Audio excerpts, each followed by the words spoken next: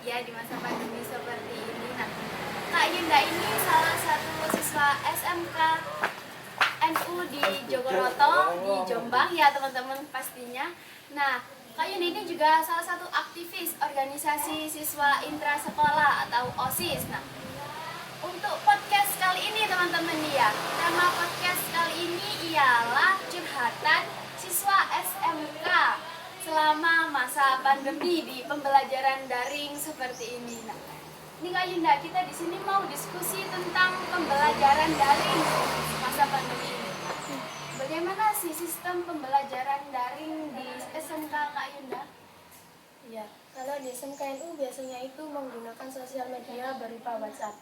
Jadi Bapak Ibu guru membuat grup WhatsApp. Di situ grupnya berbeda-beda, yaitu ada grup berupa kelas, di mana di situ ada cuma wali kelas saja sama siswa-siswi, terus ada juga grup daring, di mana itu di dalamnya ada semua guru mapel yang mengajar di kelas tersebut.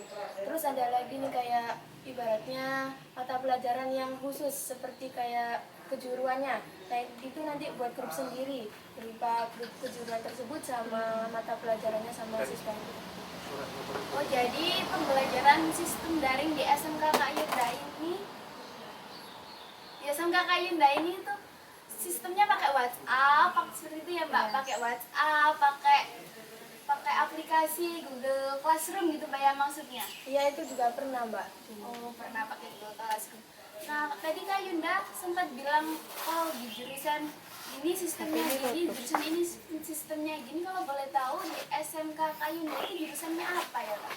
Kalau di SMKNU itu ada dua jurusan, yang pertama jurusan farmasi industri sama kimia industri. Nah, kalau jurusan industri seperti itu, kalau di pembelajaran daring seperti ini di SMK itu kan pasti ada praktek ya Kak ya. Nah, kalau praktek itu gimana Mbak? Kalau sementara akhir-akhir ini kan adanya PPKM ya, kan sekolahan itu kan diliburkan. Jadi kita itu cuma buat rencana-rencana saja, kayak belajar materinya saja. Tapi untuk prakteknya belum, cuma kita sudah mempersiapkan kayak bahan-bahannya itu. Untuk materinya sih, untuk prakteknya sih belum terlaksana. Jadi ditunggu dulu ya teman-teman ya.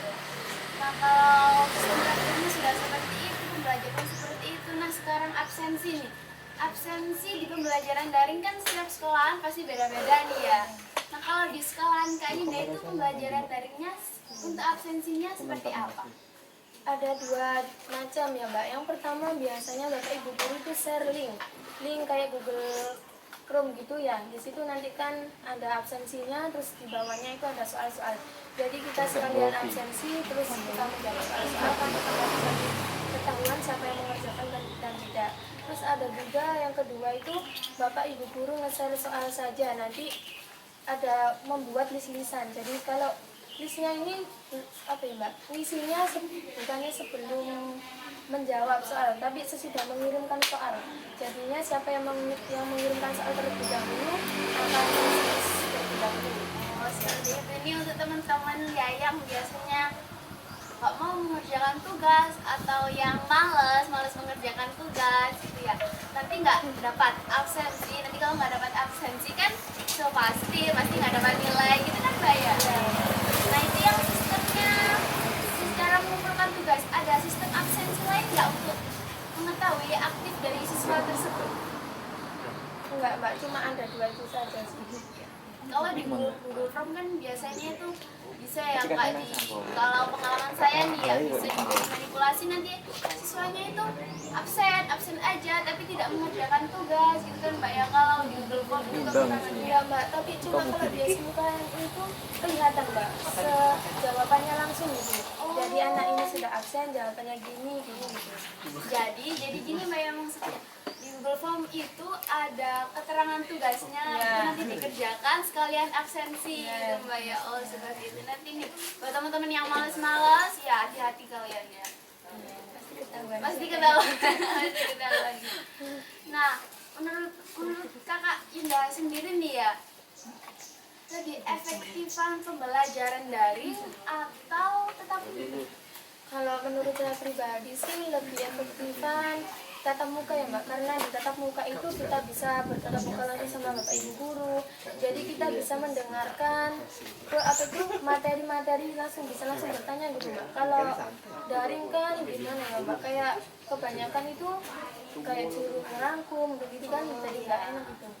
Ya itu pembelajaran pertama kan nanti kalau gurunya menjelaskan terus kita bisa tanya gitu ya. Terus sekarang kan juga nggak semua orang bisa percaya diri, bisa berani berbicara gitu. Kalau namanya pembelajaran daring kan ada siswa yang nggak paham gitu terus diam saja. Nah itu kan kebanyakan gitu kayak diam nggak bilang gitu, kalau nggak itu tapi nanti ada tugas itu sendiri susah Sendiri. Kalau gitu pasti ada nih ya keluh kesah atau obrolan Kak Yunda sama teman-teman gitu. Ngomongin pembelajaran daring kok gini sih, kapan tatap muka kok gini sih, pernah Mbak? ya pernah banyak Mbak. Biasanya ada yang bilang gini, semenjak daring nggak dapat uang saku. Nggak ada, iya nggak dapat uang ya saku. terus Pasti itu. ya terus yang kedua katanya itu tadi pembelajarannya kurang efektif gitu, kurang paham. Terus ada lagi, kita jadi nggak pernah ketemu sama teman-teman gitu kan. Kalau tatap muka kan kita setiap hari ketemu, kita ketawa gitu Iya, kan. senang-senang Iya. gitu. Nah, nah, iya Kak, untuk pembelajaran daring jadi kan banyak keluh kesah Kak. Banyak sulit ngobrol sama teman-teman, katanya Kak Yunda, terus jarang kumpul sama teman-teman. Tapi padahal nih ya menurut saya Kak ya, kalau kita nggak sekolah itu kan pasti banyak waktu mainnya gitu loh. Apa enggak buat Kak Yunda itu? Tapi gimana ya Mbak, kayaknya itu kan kita libur secara kita dari itu kan jadi banyak waktu di rumah ini ya, tapi kan percuma gitu kan, ada peraturan PPKM, jadi kita mau main pun kemana gitu kan, semua ditutup gitu kan, jadi di rumah kayak gitu. Jadi jarang banget kumpul sama teman-teman. Jarang banget. Mungkin kalau ngobrol-ngobrol ya bisa lewat grup WA gitu terus. Iya, itu grup WA itu nggak pernah sepi Mbak. Nggak pernah sepi. Iya. Semuanya isinya keluh kesah para siswa, pembelajaran daring, terus kerja kelompok, tugas-tugas gitu Mbak ya. Menurut Mbak nih, lebih enak tatap muka atau daring? Kalau menurut saya pribadi sih lebih enak tatap muka ya, karena tatap muka kita bisa bertemu teman setiap hari, jadi kita bisa ada upacara, bisa apel seperti biasanya. Kalau daring kan kita cuma ngisi apa tuh, jawab soal aja gitu, nggak bisa tanya tawa sama teman-teman, nggak. Terus pembelajarannya juga kurang efisien menurut saya, karena gimana ya, kita nggak gimana ya, pahamnya itu nggak seperti dijelaskan langsung sama guru gitu. Ya nggak tes gitu Mbak Iya, ya. benar. Terus kita, misal kita materinya itu disuruh baca artikel ini, nah kita kan pahamnya sendiri. Terus kalau ada teman-teman nih ya yang biasanya males baca itu kan apa sih, nggak peduli gitu. Iya, kayaknya yang cuma ya scroll aja gitu, nggak Iya, dipahami. nih nanti kalau sistemnya seperti itu terus ya kasihan sebenarnya gitu, kasihan teman-teman yang gaptek gitu juga kan kayak Iya, kan. pasti ada Dan kadang teman-teman juga ada yang punya nggak punya HP gitu. ada nggak? Ada itu. Jadi Terus gimana kasihan itu gitu. gimana? Jadi itu Mbak, kadang pinjam orang tuanya gitu. Kalau orang tuanya mau kerja itu jadi ribet gitu loh Mbak. Jadi kasihan ya. Banyak juga sih yang harus seperti itu. Kasihan memang ya. Gimana ya kalau dibilang meresahkan ya pasti meresahkan. Beda gitu kan ya teman-teman sama pembelajaran dulunya kan enak kayak sekolah-sekolah pada umumnya gitu. Nah sekarang kan sekolahnya kita lewat HP gitu. Jadi ya kaget dan bosan juga. Saya juga mengalaminya sendiri. Bagaimana memang keadaannya seperti ini, jadi ya kita harus adaptasi dengan keadaannya. Ya maklum gitu ya. Nah Kak Yunda ini tadi kan katanya aktivis organisasi ya, aktivis organisasi OSIS Pak. Iya, ikut di OSIS. Di OSIS, kalau boleh tahu jabatan Kak Yunda di OSIS apa? Kalau di OSIS saya menjabat sebagai bendahara. Bendahara bawa uang nih ya. Uangnya banyak pasti nih ya. Kan nggak ada itu kalau pernah kumpul dari awalnya. Ya PPKM nggak pernah kumpul ya jadi nggak ada pemasukan gitu kayaknya. Nah kalau di organisasi kan pasti banyak nih ya kegiatan-kegiatan organisasi. Nah di masa pandemi ini kan sekolahnya dari jadi yang kita bicarakan dari semuanya. Bagaimana nasib organisasi Kak Yunda di sekolah ini? Kalau sementara akhir-akhir ini sih kan sekolahnya diliburkan ya, jadi kita pun mau buat agenda pun jadi sulit kan, karena gimana, kita kan organisasi di tingkat sekolah, jadi kalau sekolahnya pun libur, jadi gimana kita mau buat agenda apa itu kegiatan kan jadi gimana gitu, nggak bisa gitu kan, takut gimana ya, takut dari sini juga sama Ya kita punya ya seperti kata Kak Yunda tadi ya, kalau pasti kan ada di organisasi itu ada program kerja. Nanti takutnya kalau kita udah nyusun acara, takutnya nanti kalau sekolahnya nggak mengizinkan, ya sekolah nggak mengizinkan. Tapi pernah Mbak kejadian seperti itu?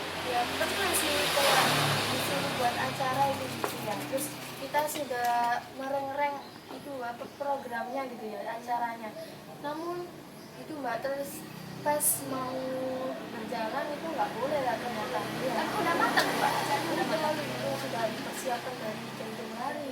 Nguras banyak pikiran gitu Mbak ya. Iya, sangat. Sayang sekali. Nah, untuk organisasi seperti itu ya. Untuk harapan Kak Yunda. Harapan Kak Yunda untuk pemerintah di masa pandemi seperti ini. Kebijakan pemerintah. Kak Yunda seperti apa? Harapan saya sih inginnya kembali normal seperti dulu lagi ya. Kan kita ini pelajar ini sebenarnya sudah sangat rindu masa-masa kayak dulu, gimana kita pulang sore, kita bisa tatap muka, bisa bercanda dengan teman-teman, kan itu sudah mau 2 tahun berjalan ini mbak ya, sudah nggak pernah merasakan sekolah online terus. Sebenarnya sih memang untuk organisasi Mbak sendiri itu apakah ada alternatif lain di kegiatan Agustusan seperti ini sebagai wujud kita sebagai siswa negara Indonesia gitu Mbak ya, gimana itu partisipasinya? Sebenarnya sih teman-teman tuh sangat menginginkan adanya agenda ya mbak. Kita kan masih belum ada PPKM itu mbak. Nanti kita menunggu pengumuman lagi apakah PPKM ini diperpanjang lagi apa enggak. Kalau enggak insya Allah kita akan mempersiapkan dengan cepat. Nanti kita sudah di lomba-lomba atau semacamnya gitu. Senang sebagai bentuk partisipasi gitu ya. Untuk pesan dari kakak kepada siswa-siswa yang sekarang sedang melaksanakan pembelajaran daring, ya apa ini? Kalau pesan saya sendiri untuk teman-teman tetap semangat, tetap patuhi protokol kesehatan ya, di rumah jaga imun, intinya itu ya. Terus kalau meskipun kita daring kita harus semangat, kita harus mengerjakan tugas-tugas itu. Karena meskipun kita daring, kalau kita mengerjakannya, terus melakukannya secara ikhlas, insya Allah kita bisa paham. Semua ilmunya pasti bermanfaat gitu ya kayak. Karena pasti juga pemerintah punya alasan tersendiri kenapa diadakannya pembelajaran secara daring ya. Ya pastinya ya alasannya itu ya untuk kebaikan kita sendiri, kebaikan para pemuda-pemuda Indonesia, para pelajar di Indonesia ya kayak. Karena nih takutnya nanti kalau pembelajaran secara tatap muka dilaksanakan terus-menerus di masa pandemi seperti ini ya malah akan meningkatkan tingkat kematian di Indonesia karena COVID-19 ini sudah harus diwaspadai betul-betul untuk semua rakyat Indonesia, bukan hanya para siswa sekolah ataupun mahasiswa. Sama deh, kirang gini. Nah, terima kasih ya Kak Yunda sudah menemani saya sharing-sharing mengenai pembelajaran daring, mengenai keseruan-keseruan di sekolahnya Kak Yunda. Nah, dan jangan lupa juga untuk siswa-siswi yang lulusan SMK seperti Kak Yunda, ini kan ya Kak Yunda kelas berapa? Sekarang sudah kelas 3. Oh, sudah kelas 3 nih, jangan lupa mampir di SDKIP PGRI Jombang, khususnya di pendidikan ekonomi karena banyak sekali yang dibahas di pendidikan ekonomi teman-teman ya. Terima kasih sekali lagi ya Kak Yunda. Boleh sapa teman-teman ya Kak Yunda. See you, bye-bye. Dan jangan lupa like, komen, dan subscribe channel YouTube-nya Kelas Biru Dongker. Terima kasih.